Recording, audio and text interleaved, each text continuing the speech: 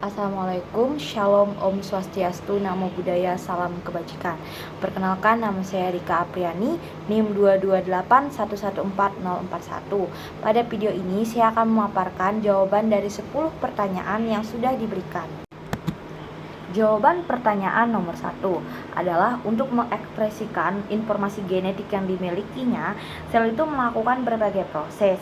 Proses yang pertama itu ada proses transkripsi, yang dimana artinya adalah penyalinan informasi genetik dari DNA ke mRNA. Kemudian diikuti nih dengan penerjemahan informasi genetik yang terdapat dalam molekul mRNA menjadi protein. Proses itu disebut translasi. Nah, dengan cara ini sifat genetik diturunkan dari suatu generasi ke generasi berikutnya. Secara umum, regulasi gen baik eukariotik maupun prokariotik itu adalah kontrol pada tahap inisiasi transkripsi. Regulasi ekspresi gen berlangsung di berbagai tahap aliran informasi genetik, mulai dari DNA sampai protein. Sebuah sel dapat mengendalikan protein yang dibuatnya dengan jalan. Yang pertama, mengatur kapan dan seberapa sering gen ditranskripsikan atau kontrol transkripsi. Yang kedua, mengatur bagaimana mRNA ini hasil transkripsi dipotong atau disebut dengan proses kontrol processing mRNA. Yang ketiga, menentukan mRNA mana yang akan diekspor dari nukleus ke sitosol. Yang keempat, secara selektif mendegradasi molekul mRNA tertentu. Jawaban pertanyaan nomor 2, ada perbedaan mendasar antara regulasi transkripsi pada sel prokariotik dan eukariotik. Pada sel-sel prokariotik, protein reseptor akan menduduki sekuens operator sehingga transkripsi tidak dapat dimulai. Sedangkan pada sel-sel eukariotik, protein-protein regulator transkripsi justru berperan untuk mempermudah aktivitas RNA polimerase, antara lain dengan jalan mengubah densitas atau posisi nukleosom sehingga sekuen promoter lebih terekspos dan dengan demikian lebih mudah dikenali oleh RNA polimerase. Jadi dapat dikatakan bahwa pada sel-sel prokariotik, posisi dasar atau ground stage gen adalah on, siap untuk ditranskripsikan. Kalau pada protein reseptor, maka transkripsi akan terhambat. Sebaliknya, apabila pada sel-sel eukariotik, posisi dasarnya ground state-nya gen adalah off, artinya dia tidak siap untuk ditranskripsikan. Justru protein regulator diperlukan untuk mengubah posisi off menjadi on, gen siap ditranskripsikan. Jawaban pertanyaan nomor 3, seperti sel bakteri, sel prokariotik ini memiliki gen yang dikelompokkan untuk membentuk struktur. Gen LEK mengkode enzim transestilase berkembang biak di lingkungan berbasis glukosa, bebas laktosa sebagai penginduksi. Laktosa berikatan dengan protein reseptor. Reseptor menjadi tidak aktif dan tidak dapat mengikat urutan operator. Akibatnya, RNA polimerase dapat mengenali dan menempati urutan promotor. Kompleks CAMP-CRP berikatan dengan urutan operon LEK di hulu situs pengikatan RNA polimerase dan merangsang aktivitas RNA polimerase sebanyak 20-50 kali lipat. Operating TRP mengkode protein-protein yang berperan dalam biosintesis triptofan TRP. Apabila triptofan terdapat dalam konsentrasi cukup tinggi, maka ekspresi operator TRP akan dihambat sehingga biosintesis triptofan pun terhambat. Jadi laktosa ini berfungsi sebagai induktor. Mekanisme seperti ini disebut regulasi positif. Jawaban pertanyaan nomor 4. A. 1. Operon TRP merupakan bagian dari DNA yang mengatur biosintesis dan triptofan. Jika triptofan itu tidak dapat berikatan dengan DNA yang berisi asam amino, maka biosintesis dari triptofan tidak akan pernah berlangsung. Selain itu, kompleks reseptor yang mengikat operon dan menjadi pengikatan RNA polimerase terhadap promoter sehingga tidak terjadi transkripsi atau gain of. Yang kedua, ketika pada lingkungan operon yang bermutasi itu tidak dapat mengikat triptofan, maka reseptor akan menjadi inaktif sehingga tidak bisa melekat pada bagian operator yang membuat RNA polimerase itu dapat berlangsung menempel pada bagian operon dan membuat operon dapat melakukan proses sintesis sehingga transkripsi itu tidak dapat dihambat oleh reseptor. Yang ketiga, operon TRP ini berikatan dengan DNA walaupun tidak ada triptopan, maka yang terjadi adalah proses transkripsi akan berlangsung. Pada proses transkripsi, operon TRP akan berikatan dengan DNA. Jika operon terjadi pengikatan triptopan pada protein reseptor justru akan menghalangi proses dan kedua yang normal, maka reseptor ini akan berikatan ke operon dan memblok perekatan RNA polimerase ke promoter sehingga mencegah transkripsi gen. Protein reseptor spesifik akan mematikan operon triptopan melalui pengangkatan ke operator triptopan yang tidak terpengaruh terhadap operon-operon lain. Triptopan berasosiasi dengan reseptor triptopan yang kemudian dapat berikatan ke operon dan menghentikan produksi enzim-enzim jalur triptopan. Jawaban pertanyaan nomor 5. Cis acting sequence merupakan bagian yang paling penting dalam inisiasi transkripsi. Sekuen yang berada di arah 5 kodon dari situs awal atau start site transkripsi ini disinilah dibentuk kompleks transkripsi. Secara umum bagian ini disebut dengan sekuen promoter.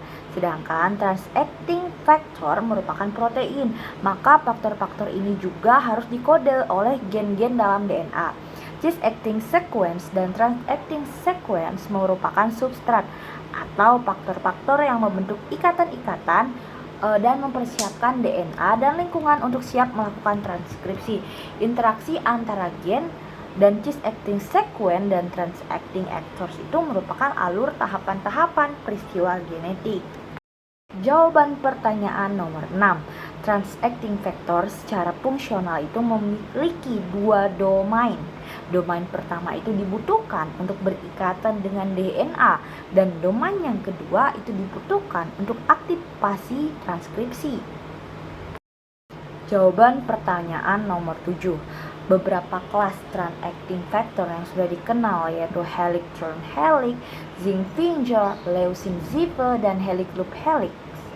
Transacting factor secara fungsional itu memiliki dua domain. Domain pertama tadi untuk mengikat DNA dan domain kedua yang dibutuhkan untuk aktivasi transkripsi dengan jalan berikatan dengan DNA pada sequence promoter. Peran transacting factor harus dikoordinasi dengan cis acting element agar dapat memproduksi jumlah RNA virus dalam jumlah yang memadai pada situs yang tepat. Contohnya, helix turn helix adalah protein homeotic drosophila. Contoh dari Zinginger adalah reseptor steroid.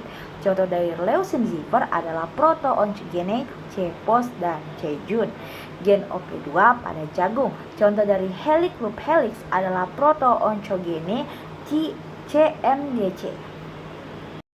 Jawaban pertanyaan nomor 8. Secara sederhana, faktor transacting eukariotik dan prokariotik ini dapat dibandingkan dengan jalan tol dan jalan biasa. Misalnya nih, kita mau ke kota Jakarta, bisa lewat jalan tol atau jalan biasa yang jaraknya lebih jauh, tapi tujuan akhirnya itu sama aja kok, yaitu pusat kota Jakarta. Jadi transkripsi dan terjemahan dibandingkan dengan Jakarta. Bakteri seperti melintasi jalan raya karena transkripsi dan translasi kan dapat berjalan bersamaan. Sedangkan kalau eukariota itu dia menempuh jalan biasa karena sel eukariotik lebih kompleks dan proses ekspresi gen terjadi dalam dua tahap di dua tempat berbeda di dalam sel. Transkripsi dan translasi berbeda pada eukariota dibandingkan pada prokariota karena adanya membran inti. Eukariota dapat dibedakan di mana transkripsi dan translasi terjadi.